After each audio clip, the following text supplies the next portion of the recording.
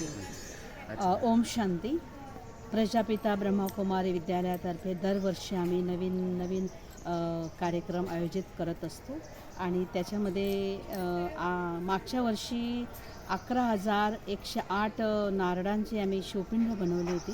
त्याच्यामध्ये हजारो लोकांना शिव परमात्माचा संदेश मिळाला आणि ते नारळ पुन्हा आम्ही 8 दिवसांनी जाहीर केलेलं होतं की ज्यांना पण हे नारळ घ्यायचे 5-5 नारळ, ते नारळ बी सहज रीतीने गेले आणि त्यांना काही सहयोग द्यायचा होता ते सुद्धा त्यांनी आपल्या स्वखुशीने दानपेटीत टाकले.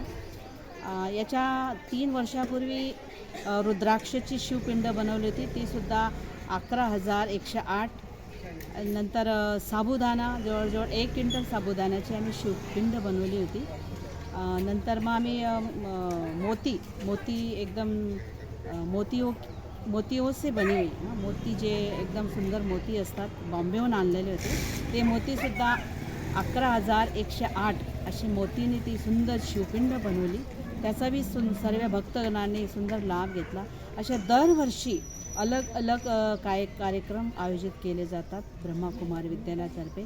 आणि या 2026मध्ये सुद्धा आम्ही 21,111 अशी हे केळी उपलब्ध करून आम्हाला एक शेतकरी बंधूंनी आपला प्रभूभाई राजपूत आणि डॉक्टर पवन पाटील यांनी दोघांनी आम्हाला केळी काल पूर्ण 2 छोटे हाती गाडी असते छोटा हाती, त्याच्यामध्ये भरून जवळजवळ 100 म्हणजे 1 क्विंटलच्या वरतीच असतील ते.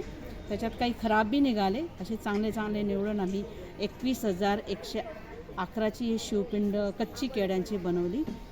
काल बनवताना बरेच जण या ठिकाणी बघायला येत होते, तर त्यांना खूप विशेष वाटत होतं की दीदी तुम्ही कशी बनवली.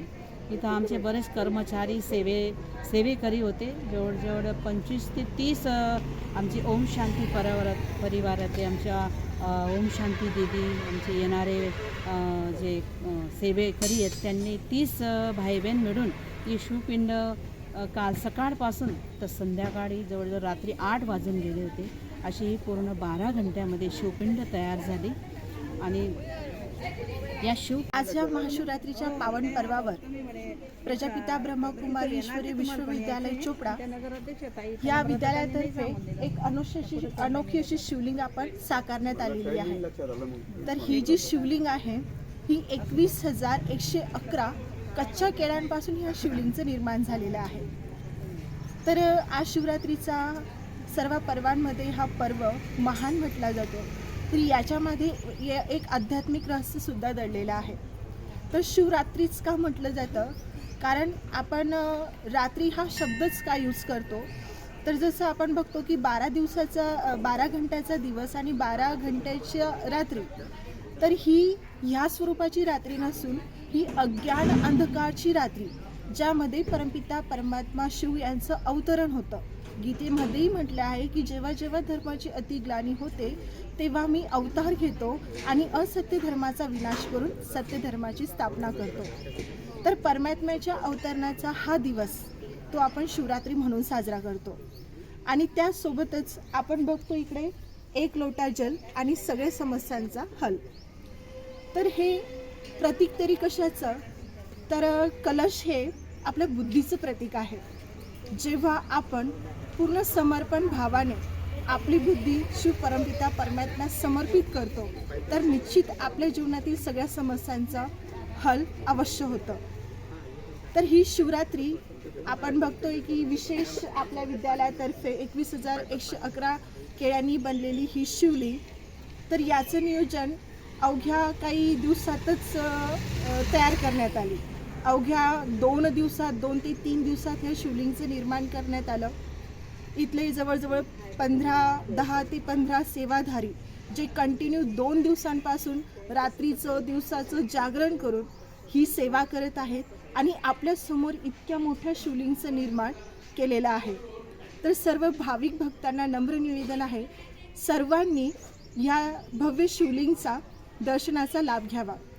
तर 15 तारखेपासून तर 18 तारखेपर्यंत या महाशिवलिंगीचे दर्शनाची वेळ आहे सकाळी 7 ते रात्री 10 पर्यंत. आणि विशेष सकाळी 7 वाजता रोज आरती होईल आणि संध्याकाळी 7:30 वाजता ह्या शिवलिंगेची आरती होईल. तरी सर्वांना नम्र निवेदन आहे की सर्वांनी याचा लाभ घ्यावा. पूर्ण ओम शांती मार्फत दरवर्षाप्रमाणे यावर्षी पण पिढीचं महाशिवलिंग बनवलेलं आहे. दरवर्षी प्रत्येक वेगवेगळ्या प्रकारे शिवलिंग बनवतात आणि सर्व लोकांना त्याच्यापासून प्रेरित करतात आणि आपलं ब्रह्मकुमारीमार्फत सर्वांना ज्ञान मार्गात माहिती देतात. किती वेळपासून आलेले आपण दर्शन घेण्यासाठी? आम्ही म्हणजे सकाळचे 7 वाजेपासून अच्छा. आलो आणि सकाळी 7-7:30पर्यंत मुरली आणि ते त्यानंतर मग आम्ही शिवलिंगाचं दर्शन आरती सर्व. काय सांगणार मावशी तुम्ही? दरवर्षी वेगवेगळ्या प्रकारचे शिवलिंग इथं पिंड केली जाते. तर त्याच्यातून एक ओम शांतीचे याच्यातून हाच एक संदेश आहे सगळ्यांना की त्यांना ज्ञान मिळावं, सगळ्यांना भक्तिमार्गातून त्यांना ज्ञानमार्गाकडे यावं, त्याकरता ही शिवलिंगाची एक स्थापना केली जाते आणि त्यामुळे मनामध्ये खूप परिवर्तन होतं आणि चांगलंही वाटतं. ओम शांती. ओम शांती.